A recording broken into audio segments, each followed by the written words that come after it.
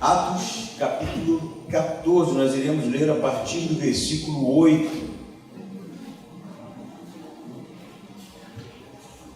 Todos acharam? Esqueci, né? Então vamos ler. Em Listra, encontrava-se sentado um homem defeituoso dos pés, aleijado de nascença e que nunca havia andado, e ouvia Paulo falar. Paulo, fixando nele os olhos e vendo que tinha fé para ser curado, disse em alta voz: levanta-te e fica em pé. Ele então deu um salto e começou a andar. Vendo que Paulo fizera, as multidões começaram a gritar em língua licaônica: os deuses desceram até nós em forma de homens. A Barnabé chamaram Zeus e a Paulo Hermes, pois era ele quem dirigia a palavra. O sacerdote de Zeus, cujo templo ficava de frente para a cidade, trouxe para as portas touros e coroa de flores, e juntamente com as multidões queria oferecer-lhes sacrifícios. Quando o apóstolo Barnabé e Paulo ouviram isso, rasgaram as suas roupas e puseram-se no meio da multidão, gritando: homens, por que estáis fazendo isso? Nós também somos homens da mesma natureza que a vossa, e vos anunciamos o Evangelho para que vos afasteis dessas práticas inúteis e vos volteis para o Deus vivo, que fez o céu, a terra, o mar e tudo que há neles. Nos tempos passados, ele permitiu que todas as nações andassem por seus próprios caminhos. Contudo, não deixou de dar testemunho de si mesmo, fazendo o bem, dando-vos chuvas dos céus e estações frutíferas, fartando-vos de mantimentos e enchendo os vossos corações de alegria. E dizendo isso, foi-lhes difícil impedir que as multidões lhe oferecessem sacrifícios. Chegaram, porém, os judeus de Antioquia e de Icônio, e tendo convencido as multidões, apedrejaram Paulo e o arrastaram para fora da cidade, dando-o por morto. Mas quando os discípulos o rodearam, ele se levantou e entrou na cidade. No dia seguinte, partiu com Barnabé para Derbe. Nós estamos retomando aqui o nosso estudo no livro de Atos, né? E no capítulo 14 é importante a gente frisar, dando aqui uma rememorada nos acontecimentos, que Paulo e Barnabé vão pregar em Licaônia, né? Passando por Antioquia, terminando em Listra e Derbe. Em Antioquia há uma sinagoga judaica, há um público, não é? Porque a estratégia de Paulo no início de pregação do Evangelho era se direcionar para a sinagoga, porque na sinagoga, que eram pequenas igrejas, né? Pequenos locais de reunião de judeus e convertidos ao judaísmo, assim como aqueles que eram considerados tementes a Deus, né? Vale a pena fazer uma distinção aqui, que na sinagoga você tinha um grupo que eram os judeus, né? Embora as sinagogas que Paulo aqui viajava para evangelizar no mundo grego eram sinagogas de judeus helênicos, né? Judeus de nacionalidade grega. Havia também os prosélitos. Prosélitos eram gentios convertidos ao judaísmo. Como era a conversão deles? Eles passavam por um processo de purificação, né? Pelas águas, não no batismo no estilo de João Batista dos Apóstolos, mas um processo de purificação pelas águas, que era um autobatismo de corpo inteiro, circuncisão e guarda das leis. Então, passando por esse procedimento todo, era chamado prosélitos, gentios convertidos. E você tem o que Atos, né, e o Novo Testamento chama em alguns momentos de tementes a Deus, que eram, na verdade, gentios que frequentava, que participava da sinagoga, mas não havia passado pela circuncisão, nem pelo processo de purificação, e nem sido aceito como um membro da sinagoga. Esses eram gentios tementes a Deus, como Cornélio, por exemplo, que a gente já viu a história no livro de Atos. Então, o que Paulo fazia e Barnabé? Eles se direcionavam como judeus para a sinagoga e na sinagoga, que era um local de estudo, né, do Antigo Testamento, dos profetas, do Pentateuco, dos Salmos, eles tinham a oportunidade de falar, como todos tinham. E era esse momento, então, que estrategicamente, como vocês vão ver, e nós já vimos, né, em todos os sermões de Paulo nas sinagogas, ele começa com o Antigo Testamento e uma exposição mostrando que Jesus era o Messias profetizado pelos profetas, né, e que havia morrido e ressuscitado. Isso normalmente gerava conversões, né, pessoas que entendiam a mensagem porque tinham o pano de fundo do Antigo Testamento, judeus que se convertiam também e outros que ficavam resistentes, né? A gente às vezes tem dificuldade de pensar do porquê os judeus ficavam resistentes à mensagem do Evangelho através de Paulo e de Barnabé, mas embora existam outras circunstâncias como o coração endurecido, legalismo mesmo, você tem um outro elemento que é, se você pensar que a sinagoga era um lugar de estudo do Antigo Testamento, né? Em que, para fazer parte dela, você tinha que passar por circuncisão, sendo adulto, né? Porque o judeu era circuncidado bem novo. Uma circuncisão de um adulto era algo já problemático, porque não tinha anestesia, porque não tinha um processo, né, muito higiênico para que o procedimento acontecesse, além, né, de a guarda das tradições, da lei, por exemplo, alimentar e tudo isso. Era realmente uma conversão de um gentio para o judaísmo, algo que acontecia com muito esforço, não era tão simples, né? E aí a sinagoga tinha todas essas exigências, de repente chegava Paulo e Barnabé, judeus, e dizia que aquilo tudo não valia de nada, que era só receber Jesus, que era o Messias, o Filho de Deus, coisas que os judeus não admitiam, porque ele morreu numa cruz, e a cruz para o judeu era a maldição. E aí Paulo dizia, não, é só receber Jesus, porque o resto todo não tem validade mais. Qual que você acha que era a reação dos judeus? É o que a gente vê no livro de Atos. Óbvio que isso não é um argumento para defender o posicionamento dos judeus, mas é um panorama religioso, cultural, que faz com que a gente realmente entenda, né, que na maioria das vezes eles repudiavam aquela mensagem, porque estava trazendo dano para a sinagoga também. Aqueles que frequentavam, que eram, por exemplo, tementes a Deus, pessoas de anos de convívio e relacionamento com os judeus da sinagoga, o que os judeus da sinagoga esperavam? Que eles um dia se convertessem e fizessem parte da sinagoga, e a sinagoga crescesse, como a gente hoje entende o crescimento de uma igreja. Mas o que Paulo fazia? Acabava com isso, porque quando as pessoas se convertiam à mensagem do Evangelho, eles saíam da sinagoga, e aí os judeus se enfureciam. E o que vai acontecer em Antioquia é perseguição, né? Eles vão expulsar Paulo de Antioquia, mas lá vai nascer uma igreja mesmo assim. Saindo de Antioquia, a gente percebe que Paulo vai para Icônio, e Icônio também, mesma estratégia, sinagoga, exposição, conversões, expulsão e perseguição, mas nasce uma igreja também. Quando Paulo chega em Listra, no versículo 8 que nós lemos, as coisas mudam um pouco. Porque, segundo os estudiosos, Listra não tem sinagoga, não tem a narrativa aqui de judeus homens na cidade. E para que houvesse uma sinagoga em uma cidade gentílica, uma cidade grega, teria que haver pelo menos 10 homens judeus. Se não houvesse esses 10, não tinha uma sinagoga lá. Então, o que Paulo fala? Não tem sinagoga, não tem o público, né, tradicional que Paulo estava acostumado para pregar, para que eles expor o Pentateuco, os profetas, não é? Então ele vai para o mercado público, não tem judeu aqui, ele vai para o mercado público, o fórum da cidade, né?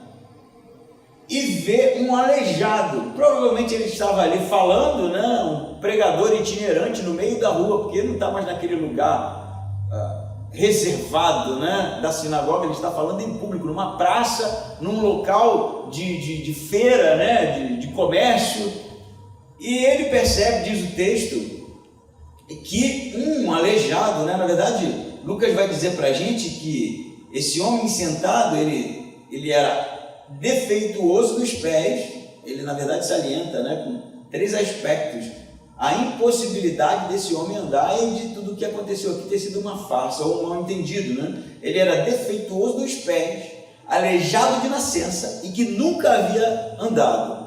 Você percebe, né, que ele está enfatizando, porque dizer que ele era aleijado de nascença já seria o suficiente para que a gente entendesse. Mas ele traz esses três aspectos porque ele quer salientar realmente que não foi um mal entendido, não foi uma farsa, foi realmente um milagre, né? O homem que era aleijado de nascença, defeituoso dos pés, que não podia andar, que estava ali sentado, provavelmente era o lugar onde ele pedia, né? Um lugar público, muito movimento, semelhante ao aleijado que Pedro havia curado na Porta Formosa, né? Que ficava sentado pedindo esmola, e aí Pedro, quando olha para aquele homem, né? Vai pedir para o homem olhar para ele e vai curá-lo. É semelhante à história que Lucas vai dizer para a gente que no versículo 9, esse aleijado ouvia Paulo falar. Então, a ideia aqui no grego é que ele estava olhando atentamente e ouvindo atentamente o que Paulo estava falando. Então, Paulo vai perceber, né, o aleijado, e aí, semelhante ao que o Lucas narra quando Pedro cura o aleijado na Porta Formosa, diz que ele fixa nele os olhos, né? Então, a gente pode perceber a semelhança nos dois milagres e imaginar o que está acontecendo aqui. E Paulo vai perceber que aquele homem está com o coração aberto, né? Sensível à pregação do Evangelho. Então Paulo percebe nele fé para ser curado. É necessário uma palavrinha aqui, porque nem sempre é necessário fé para ser curado, né? A gente pode, por exemplo, trazer à memória aqui aquele aleijado que esperava o anjo mover as águas, né, para que fosse carregado até as águas, porque era assim a crendice popular. E Jesus cura ele mesmo assim, sem ele saber quem era Jesus, sem ele ter nenhum tipo de fé. Então foi uma cura da parte de Deus. O que está acontecendo aqui, embora seja salientado aqui que Paulo vê naquele homem fé para ser curado, isso também pode ser traduzido da seguinte forma: Paulo viu que aquele homem estava sensível à pregação do Evangelho, estava prestando atenção. E por isso Paulo, então, independente do que Paulo tenha percebido naquele homem, a gente não tem acesso a isso, né? Se foi Deus quem disse para Paulo, o Espírito Santo que disse para Paulo, esse homem é um homem que eu quero curar, a gente não sabe. Mas a gente sabe que nenhuma cura era feita sem realmente a vontade de Deus, o direcionamento do Espírito Santo. Então Paulo, como homem de Deus, estava sensível à voz de Deus nesse momento. E ele vai dar um comando, não é? Levanta-te e fica em pé. A semelhança de Pedro, é bem semelhante os dois milagres. O homem dá um pulo, né? Um salto, não é assim que acontece na Porta Formosa? É a mesma coisa, né? Ele dá um salto e começa a andar. Então o que acontece aqui? A multidão, ou na verdade não tinha uma multidão reunida, mas os transeuntes, as pessoas que estavam lá naquele local público, quando vê o milagre, conheciam o aleijado. O que eles fazem? Começaram a gritar em língua licaônica: os deuses desceram até nós em forma de homens. Por que eles chegam a essa conclusão? A gente vê no texto que tinha um templo na cidade, né? Na verdade o templo ficava fora da cidade, que era um templo de Zeus, não é isso? E diz os textos de Ovídio, que era um escritor latino, né? Por volta de 40 a.C., que havia uma lenda nessa região de que os deuses Zeus e Hermes haviam vindo até a cidade, se materializado, porque os deuses gregos eram assim, né? Na concepção de Homero, por exemplo, que foi quem produziu toda essa literatura, né, grega, os deuses, eles muitas vezes se manifestavam às pessoas através de uma forma humana. Inclusive Zeus, não é? Se apaixonava pelas mulheres e em tendo relação com elas produzia semideuses, né? Você vai ver a história de Aquiles, a história de Sísifo, a história de tantos na mitologia grega de homens com superpoderes, Hércules, por exemplo, né? Então, nessa história de Ovídio, Hermes e Zeus haviam visitado aquela localidade esperando hospitalidade. E os moradores da cidade não receberam, porque não reconheceram e não receberam. Eles não tinham nenhum tipo de hospitalidade para com os deuses. Então vai dizer então que a história da encarnação desses deuses gregos, ela vai encontrar hospedagem na casa de um casal, que é Filemon e não Filemão bíblico, tá? Só o nome que é grego. Filemão e Baucis, o casal que recebe sem saber, né, que eles são deuses. E por conta disso, eles vão decidir destruir toda a cidade e transformar a casa daquele casal num templo e fazer deles os sacerdotes. Essa é a história que eles conheciam. Essa é a história que fazia parte da sua cultura. Então, quando eles veem os dois homens e o milagre, eles fazem rapidamente essa leitura. São eles de novo, né? E eles vão identificar Barnabé como Zeus e Paulo como Hermes, né? A gente de repente lê, por que não Paulo como Zeus, né? Já que Paulo era o pregador? Porque Hermes, na mitologia grega, ele é o mensageiro dos deuses, é ele quem dá o recado. Então, como Paulo era o pregador, era aquele que estava falando, eles identificaram Paulo como sendo o mensageiro de Barnabé, Zeus e Hermes. Então já entenderam o porquê, né, de todo o alvoroço na cidade. Os deuses estão entre nós. Mas eles falam isso na língua licaônica. Provavelmente eles entendem o grego, que é a língua que Paulo está pregando, e a língua local deles, a língua nativa, é a língua licaônica que Paulo e Barnabé não conhecem. Então eles não entendem o que eles estão dizendo, né? Porque diz o versículo 11, vendo o que Paulo fizera, as multidões começaram a gritar em língua licaônica: os deuses desceram até nós em forma de homens. E aí o que o sacerdote vai fazer? Essa história começa a rodar na cidade, devia ser uma cidade muito grande.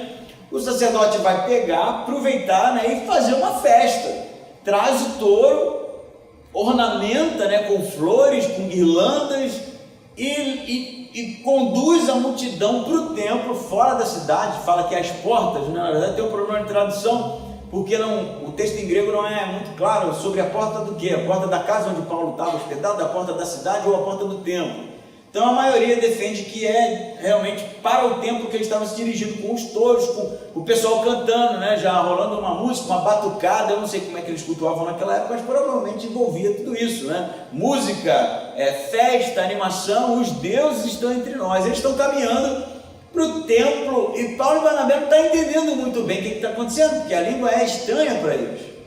Diz o texto então, que quando Paulo percebe isso, versículo 14, eles rasgam as vestes, né? E a gente sabe que esse gesto de rasgar as vestes é em repúdia a normalmente uma heresia, né? Algo profano. E é o que eles fazem. Eles vão rasgar as roupas, correr na frente da multidão e tentar impedir aquilo. Diz o versículo 14, quando os apóstolos Barnabé e Paulo ouviram isso, que eles entenderam, né? Rasgaram suas roupas e puseram-se no meio da multidão gritando, né? E aí vem o discurso de Paulo. Isso aqui é importante, porque você lê o episódio e eu pensei, né, como normalmente as pessoas pensam, por que Lucas está narrando essa história com tantos detalhes, né? Porque há tantos detalhes aqui. Em primeiro momento pode ser que a gente seja atraído para o milagre, né? Um milagre, não foi um milagre, mas você percebe que o milagre realmente foi uma estratégia de Paulo. Não que Deus não tivesse a intenção de curar aquele homem, e ele provavelmente se converteu à pregação do evangelho, como a gente vai ver mais para frente, mas Paulo vê ali, já que não tinha sinagoga, uma estratégia para o evangelismo, né? E a gente já viu isso, que os milagres em Atos realmente são ferramentas na mão de Deus para chamar a atenção das pessoas, revestir o pregador de autoridade para a pregação do evangelho. Ele tem sempre o propósito de conduzir as pessoas a Cristo.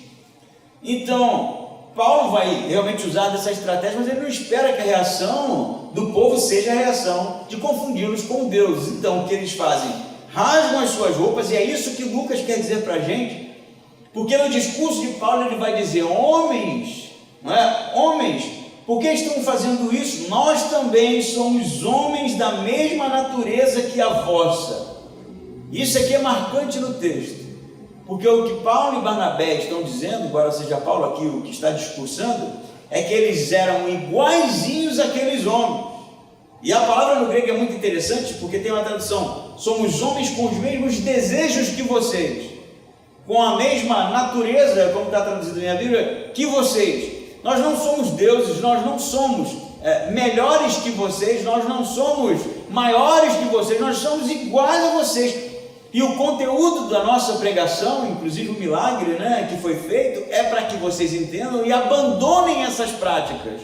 Então perceba que o discurso de Paulo vai na contramão do que eles entendem, não é? O discurso de Paulo vai na contramão do que eles esperam, inclusive, de Paulo e Barnabé. E ele, no seu discurso aqui, vale a pena a gente dar uma frisada, ele não começa, né, com a exposição dos profetas, né, do Pentateuco, porque os licaônicos não entendem nada disso. Eles não conhecem as Escrituras, eles não conhecem o Antigo Testamento, não tem sinagoga lá. Então o ponto de contato de Paulo com esses homens é o milagre, e depois o que a gente chama em teologia de teologia natural. Ele vai partir do princípio de que tudo que existe é criação de Deus, não é? Não os deuses que vocês acham, que são os que cuidam de vocês, mas o Deus vivo, ele vai dizer. Então percebendo a estratégia de Paulo aqui, né?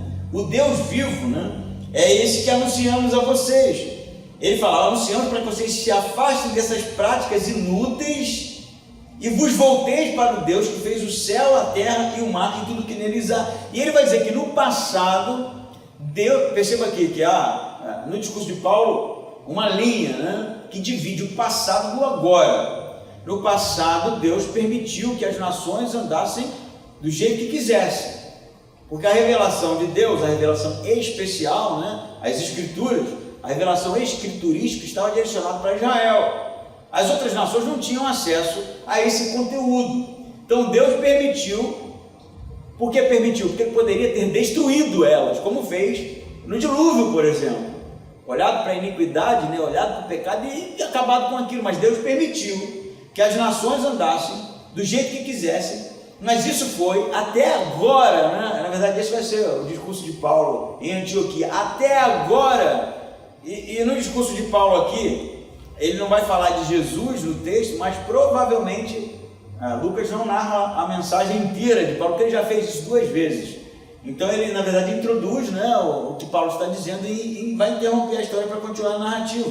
Mas ele vai dizer que Deus permitiu, mas não deixou de dar testemunho de si mesmo. Como? Através da chuva, através da colheita, através da alegria. E interessante que esses 3 aspectos que Paulo usa para os gregos eram aspectos de Zeus.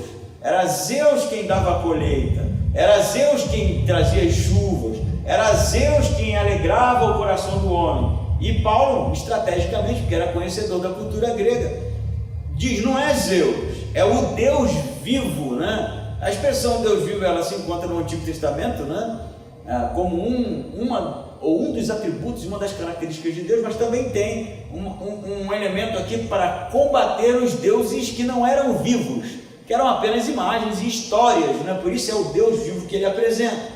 Então, o povo está lá tentando sacrificar, tentando fazer a festa para eles, tentando homenagear, e eles estão tentando impedir. E o discurso é contrário. Mesmo assim o povo insiste. É como se Paulo e Barnabé estivessem falando assim, nós não somos deuses.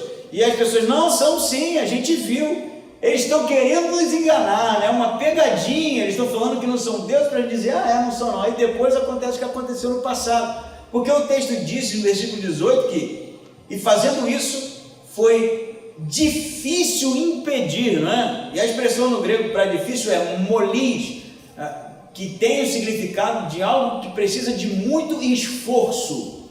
Então Paulo está dizendo, não somos deuses, a gente é igual a você, nós somos iguais a vocês, homens iguais a vocês, mas estamos trazendo uma mensagem diferente da que vocês conhecem. Eles dizem, não, são sim, vamos sacrificar. Com muito esforço, Paulo e Barnabé conseguem impedir as multidões, que agora já são as multidões, né, mais um aglomeradozinho de pessoas, né, de lhes oferecer sacrifício. Tanta coisa aqui, né, meu amigo? Eu poderia falar do milagre, da fé do homem, poderia falar aqui, por exemplo, de como o coração do homem produz ídolos, né? Seria um tema e tanto aqui, né? Já disse Calvino que o coração do homem é uma fábrica de ídolos e de idolatria. Eu poderia falar disso também, isso é verdade, mas o que eu acho Lucas está colocando como ponto central nessa história é que tanto Paulo quanto Barnabé, eles não eram mais importantes do que a mensagem. Os mensageiros não eram mais importantes do que a mensagem. Eles não aceitaram serem venerados, não aceitaram serem idolatrados, não aceitaram serem colocados em um pedestal. não aceitaram serem olhados como algo maior do que eles eram, humanos, mortais, pessoas iguais às outras pessoas. E se isso é verdade, é óbvio que é verdade, porque está no texto, porque é realmente a história da revelação, será que realmente hoje, os líderes cristãos, os pastores, os líderes religiosos se comportam com o mesmo temor a Deus que Paulo e Barnabé se comportam nesse texto? Uma pergunta e tanto, né? Porque me parece que não. Existem aqueles que são mais evidentes, os fazedores de milagres, que roubam a atenção para si. Eles são a ponte entre nós e Deus, É sobre eles o tempo inteiro. Você precisa procurá-los, segui-los, Eles precisam ter a atenção de vocês para que Deus se manifeste de alguma forma. Existem outros que são mais descarados, Eles são os próprios Messias. No Brasil tem um, É meio caricaturado, mas tem gente que segue, tem gente que acredita. No mundo existem outros, que eles se intitulam o próprio Messias. Eu já vi, agora sendo um pouco mais sutil, gente se levantar na igreja e dizer que eu sou o Senhor teu Deus. Naquele momento ali do culto, ele era a manifestação do próprio Deus. Eu estava sentado do lado nesse dia, eu era recém-convertido, E eu fui numa igreja, que era mais moderninha, mais moderninha. Tinha um culto jovem lá, e depois desse dia eu não fui mais, porque eu e Deus no mesmo ambiente, complicado, eu pecador, o cara era Deus, eu falei, mas eu lembro que ele levantou e falou, eu sou o seu Deus. Aí eu olhei aqui e falei, complicado, mano, com essa carcaça, esse cara aí está manifestando Deus. Em outros casos, o Mike me contou uma história, de uma pessoa que falou com ele, não vá na minha igreja, porque lá a pastora recebe Jesus. Não é isso, Mike? Eu nunca esqueci, cara. E por aí você vai ver pessoas que no final da história, elas estão querendo ser o centro da adoração, o centro da atenção. Elas precisam chamar a atenção para si. E esse é o lugar que ninguém deveria estar, porque esse lugar pertence a Deus. E você vai ver isso justamente na narrativa de Lucas, como Paulo e Barnabé, depois de fazer um milagre, imagina só, poderia passar na cabeça de Paulo assim, vou aproveitar então, esperar eles sacrificarem lá, e depois que a gente tiver um grupo aqui de seguidores, eu vou dizer, não é bem assim não, aí a gente explica com mais calma. Eles sequer admitem a possibilidade,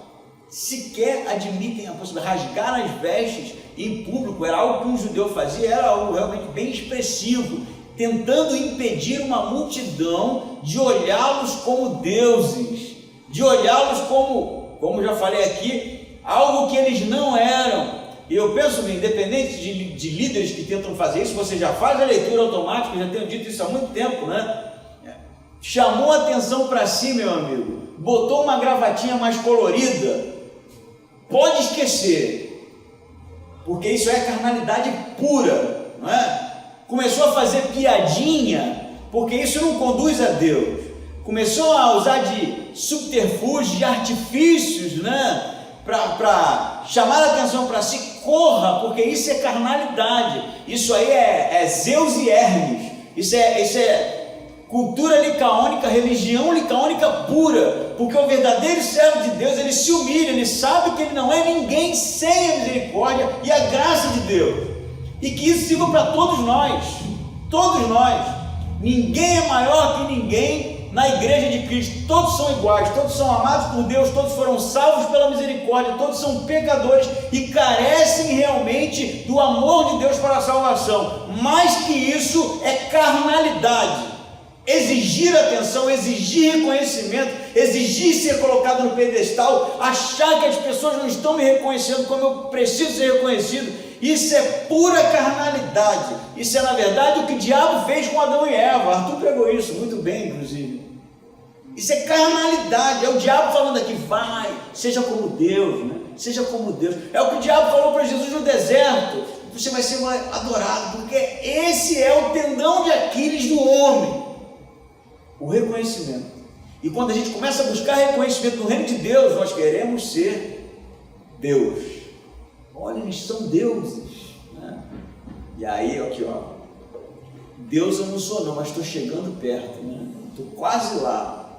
Então, o primeiro aspecto desse ponto é: todos são homens e mulheres, né? Seres humanos, chamados por Deus, salvos por Deus, alvo da misericórdia de Deus, e o que nos resta fazer é cair de joelho em adoração, reconhecendo quem Ele é.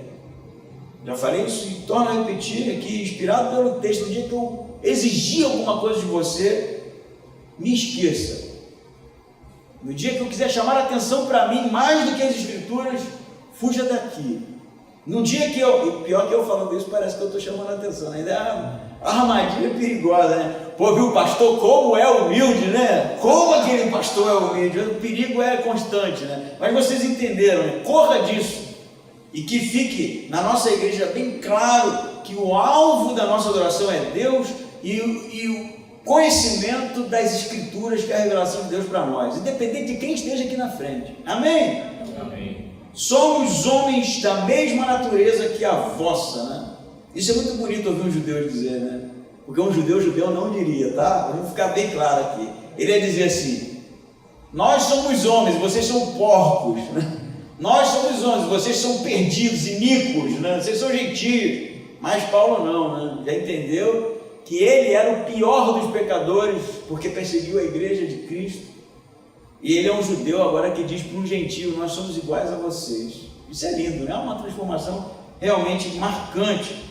Segundo aspecto dessa narrativa, 18 vai dizer que foi difícil, né, impedir que as multidões lhe oferecessem sacrifícios.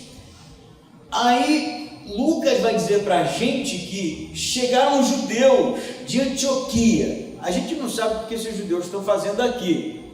Eles podem ser comerciantes, né, de sementes e grãos, que isso era bem comum, que chegaram na cidade e reconheceram Paulo, porque ele foi expulso de Antioquia. Como também podem ser judeus que ouviram que Paulo estava lá e percorreram, né, toda aquela distância para persegui-lo, expulsá-lo de lá, mesmo não tendo uma sinagoga lá. Nós não sabemos ao certo, porque o texto não fala. Mas ele fala que esses judeus de Antioquia e de Icônio, duas cidades que Paulo já havia passado, quando chegaram lá, começaram a convencer as multidões de que apedrejassem a Paulo, né? Provavelmente eles usaram os argumentos: eles não são o que vocês acham, eles são causadores de problema, né? Eles arrumaram um problema lá em Antioquia, arrumaram um problema em Icônio, vão trazer problema para vocês. Influenciaram de certa forma a multidão. E qual era, além do argumento, o objetivo deles? Apedrejá-los, que era uma prática judaica, né? Para a heresia. Se você era um herege, você era apedrejado, né? Embora por conta de Roma isso não fosse legal, mas os judeus faziam mesmo assim. Depois iam embora e deixavam o cara morto lá. Então eles começam a levar a multidão a apedrejar Paulo e Barnabé. E o que vai acontecer é que eles vão apedrejar mesmo, né? E apedrejamento, já falei algumas vezes, não é pegar essas pedrinhas, né, que a gente acha por aí, aqui, ó, pedrinha e tacar. Eram pedras grandes, né, que era para matar a pessoa, né, para ferir. Eram pedras grandes, tamanho de uma mão, né, humana, e eles arremessavam de perto aquilo ali para realmente causar dano e matar a pessoa. Então Paulo não vai ser apedrejado por um grupo de judeus, ele vai ser apedrejado por judeus e uma multidão que vai realmente deixá-lo num estado que eles entendem de morte. E aí o que eles fazem? Depois que mataram Paulo, arrastam ele para fora da cidade, porque eles não queriam ter problema com Roma, que ali também era colônia romana, né? Isso não era permitido, tipo de linchamento. Então eles arrastam para fora da cidade para se livrar do flagrante e vão embora. Então, antes da gente falar do que acontece com Paulo, vamos falar o que acontece com a multidão, porque caramba, no momento eles são deuses e no outro eles são impostores. Mas é assim, ó, eles são deuses, os deuses estão entre nós. Começou a festa, né? Vamos sacrificar os animais, vamos para o templo. 15 minutos depois, taca a pedra, né? Vamos matar, porque eles não são aquilo que nós gostaríamos que eles fossem, não é isso? Que eles não são aquilo que nós imaginávamos, que nós esperávamos que eles fossem. Então eles são agora impostores. Eles são impostores, porque a multidão é assim. A multidão, quando você fala o que ela quer, você é divinizado. Mas quando você fala o que ela precisa, você é um impostor.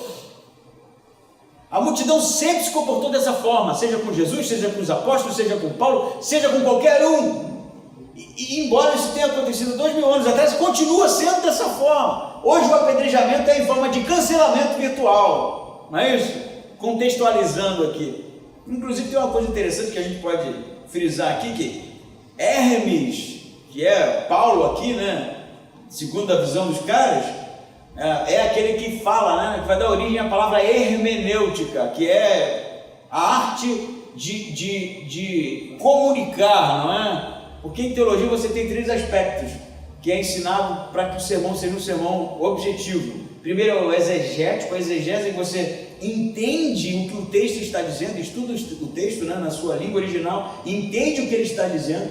O segundo momento é a hermenêutica, você entende e aplica de maneira contextualizada. E o terceiro momento é homilética, não é omelete, né? Homilética, que é a arte de comunicar, né? Você pode ter uma boa exegese, você pode ter os pontos bem organizados, a aplicação, a contextualização, mas você não é um bom orador, aí você não consegue comunicar isso, né?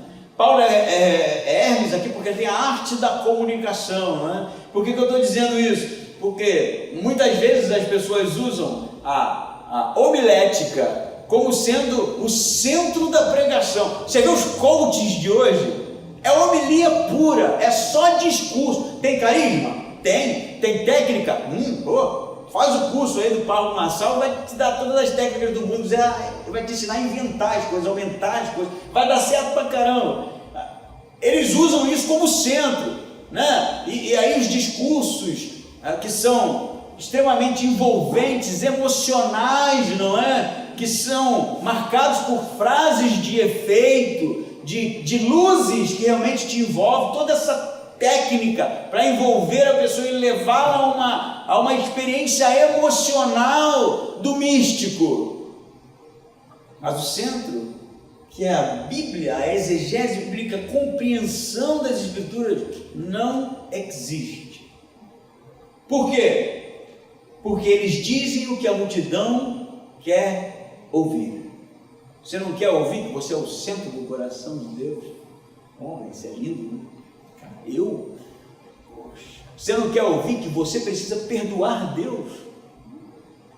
Quem não quer, né? Você não quer ouvir que você é o centro do universo, que você é a bolacha mais bonita da cocada, ou do pacote, né? A cocada mais bonita, não sei como é, não lembro.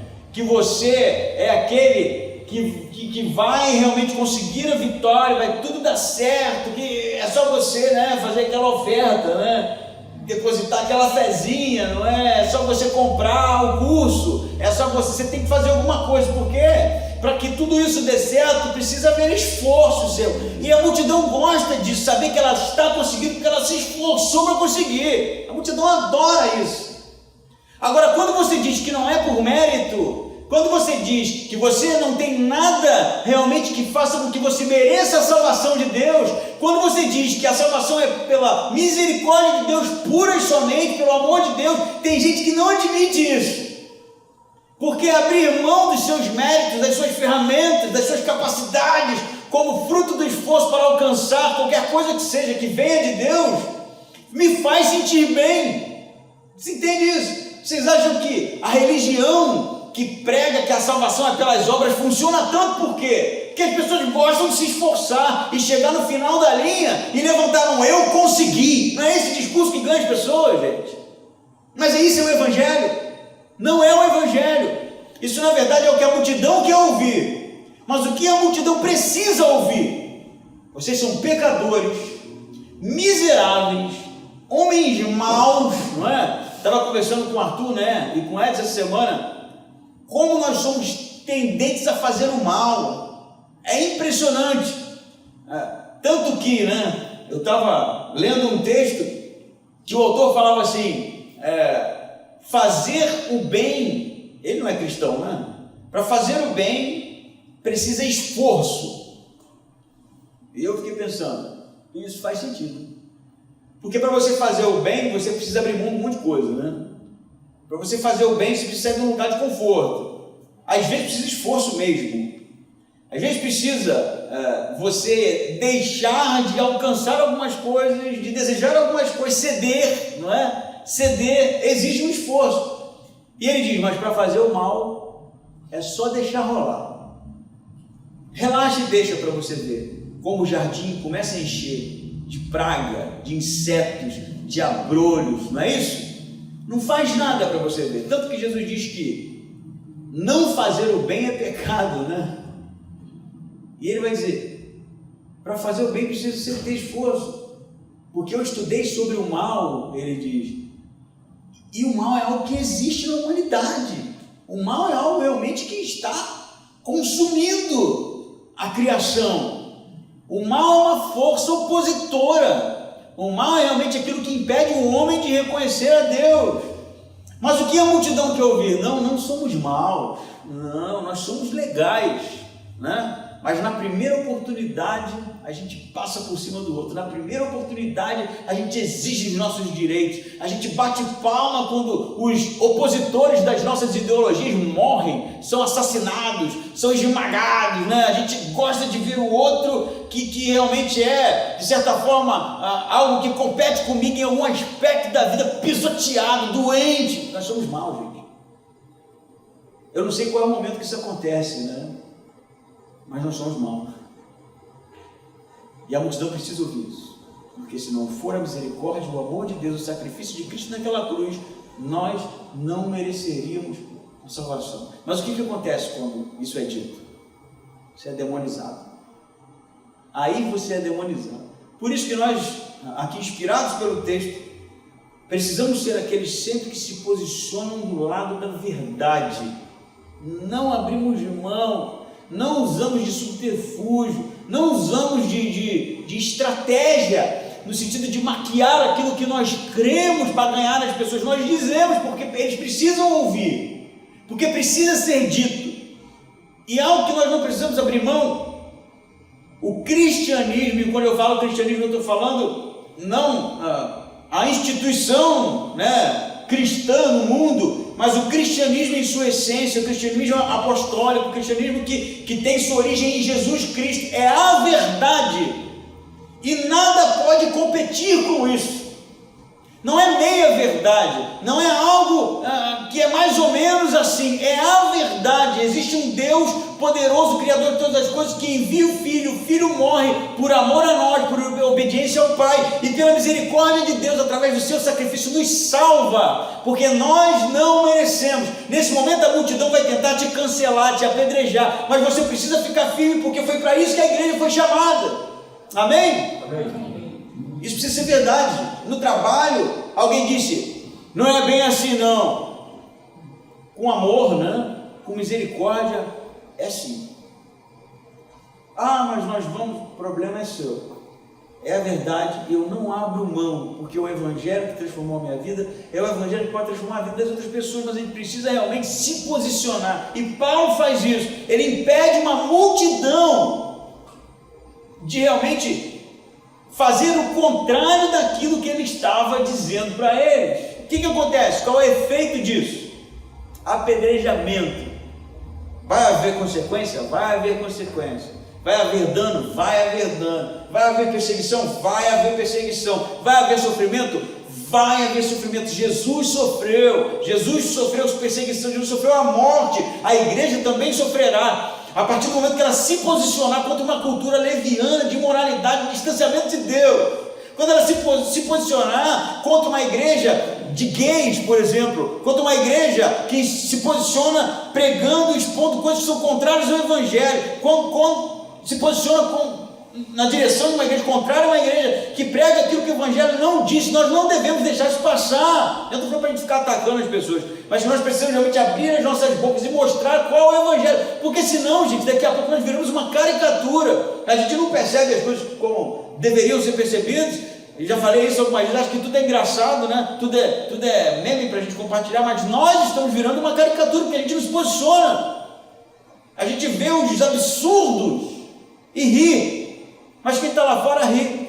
e fala: vocês são tudo assim. Essa semana eu vi uma postagem de um retiro espiritual de uma igreja gay lá do Rio de Janeiro.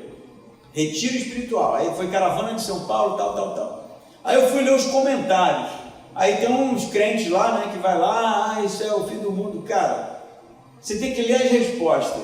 A matéria não é nada que eu não espere, mas os comentários: vocês são todos assim, vocês dizem que amam, mas não amam, vocês são hipócritas, vocês só gostam de dinheiro, vocês só gostam do dízimo. Nós viramos uma caricatura. Você sabe quem é o representante do cristianismo, do evangelho no Brasil? Silas Malafaia. Silas Malafaia, uma caricatura ambulante, só faz pedir dinheiro, e a gente fica: que engraçado. E não está percebendo que a estratégia do nazismo foi essa: primeiro a gente ridiculariza, depois, quando eles não tiverem mais valor para a sociedade, a gente retira, depois a gente mata, porque não tem valor nenhum. É o que está acontecendo. Estou querendo aqui ser teórico da conspiração, mas caricatura a gente já virou, não é? Já viramos. Por quê? Porque a igreja hoje em dia, e quando eu falo igreja, não estou querendo óbvio dizer que todas as igrejas são assim, mas boa parte dela ou é um meme ambulante, ou estão realmente aceitando um evangelho que nunca foi evangelho. Amém? Eu não vou me estender muito, mas a última parte, versículo 20 diz: primeiro Paulo é apedrejado, né? E o 20 diz que o 19 diz que ele é deixado como morto, arrastado para fora da cidade. E o 20 diz que quando os discípulos, isso aqui é interessante, rodearam ele, ele se levantou e entrou na cidade. A primeira pergunta que a gente faz aqui: discípulos, né? Só tinha ele, Barnabé. E quem são esses discípulos aqui? Então, provavelmente, esses discípulos são fruto da pregação de Paulo nessa cidade. Esse discurso que gerou apedrejamento, que gerou perseguição, produziu discípulos aqui, que tomaram decisão ali e que ficam do lado do apedrejado. Eles poderiam ser apedrejados também, mas eles ficam do lado de um Paulo moribundo, né? E que há uma discussão sobre se Paulo morreu e aqui passou por uma ressurreição ou não, embora o texto não diga que ele morreu, diga que eles acharam que Paulo havia morrido, mas eles rodeiam Paulo, provavelmente, especulo eu, tristes e orando, né? Porque eles também devem ter achado que Paulo estava morto, né? Porque apedrejamento não era algo simples. Eu não sei se Paulo ressuscitou, embora o texto não diga, eu acredito que não, mas eu acredito que o milagre se dá quando Paulo recobra as suas forças depois de um apedrejamento. E o estado dele devia ser terrível, né? Pô, toma um tombo aí, a gente já sabe que causa um estrago, né? Bate com a cara no chão. Ele foi apedrejado a ponto de ficar inconsciente. E aí o que ele faz depois disso? Vai embora? Não, volta para a cidade. Você imagina a cara dos Licaônios, que acharam que ele estava morto, aquele cara que fez um milagre, o cara está aqui de novo. Eu não sei o que aconteceu, porque Lucas não diz, mas apedrejado de novo ele não foi. E eu poderia falar de tantas coisas aqui, da coragem, embora Paulo tenha fugido em alguns determinados momentos, né?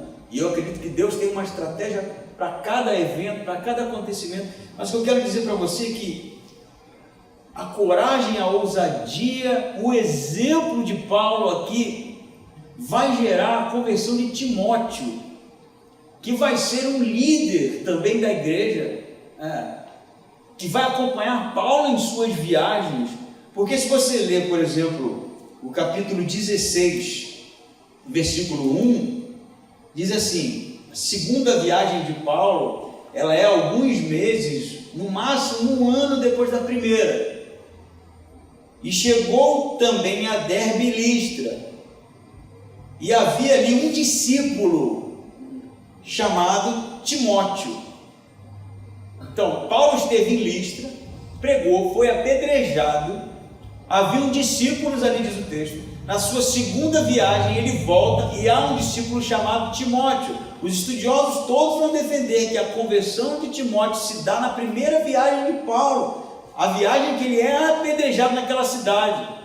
Interessante que não se converte só Timóteo, se converte também a sua mãe Eunice, que era judia, né? Porque Timóteo era filho de pai grego, e mãe judia, e a sua avó Lloyd, a família inteira de Timóteo se converte na pregação e no exemplo. Imagina o exemplo que Paulo deixou nessa cidade, gente, porque ele fez um milagre. Caramba, o que está acontecendo, né? Ele prega, o discurso de Paulo é realmente marcante, ele é apedrejado, ele não foge, ele volta para a cidade, e ali há realmente uma igreja plantada, há realmente, por causa da vida desse homem, na inspiração que, por conta do Espírito Santo na vida dele, causa nas pessoas, produz realmente líderes, produz pessoas que têm realmente uma experiência com Deus. E a gente precisa entender que a pregação do Evangelho é importantíssima, mas ela não está separada do testemunho cristão. Ela não está separada de uma vida realmente que manifesta o poder de Deus, que manifesta a nossa fé. Entende? Porque se eu estou dizendo que a gente precisa combater, isso está no campo da oralidade, do discurso, né? da escrita, do discurso mesmo, enquanto oratória, precisa estar presente também na nossa vida enquanto exemplo. Não adianta nada a gente ficar dizendo uma coisa e sermos ótimos na produção de literatura, e sermos ótimos na produção de sermão, e não sermos exemplo para ninguém.